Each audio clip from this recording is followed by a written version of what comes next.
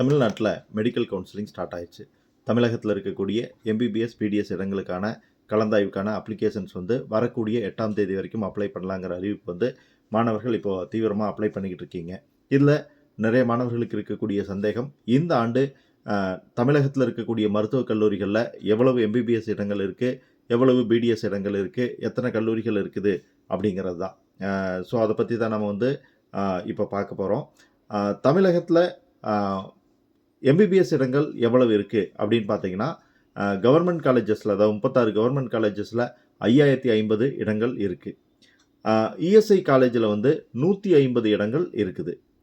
21 private colleges இருக்குது. ஒரே ஒரு இஎஸ்ஐ காலேஜ் தான் இருக்குது. 21 ப்ரைவேட் காலேஜஸ் இருக்குது. அதில் 3400 இடங்கள் இருக்குது.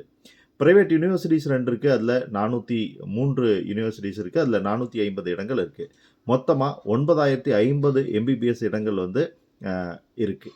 இது எல்லாமே தமிழக மாணவர்களுக்கு அப்படின்னு கேட்டால் இல்லை. 15% கோட்டா வந்து சென்ட்ரல் கவர்மெண்ட்டுக்கு கொடுக்க வேண்டியிருக்கும். ஸோ அந்த 15% கோட்டாவில் 851 சீட் வந்து இந்த 950ல் 850 சீட் வந்து சென்ட்ரல் கவர்மெண்ட்டுக்கு போயிடும். ஸோ ஆல் இண்டியா கவுன்சிலிங்கில் தான் அந்த சீட்ஸ் வந்து தமிழக மாணவர்கள் வேணும்னா எடுத்துக்கலாம்.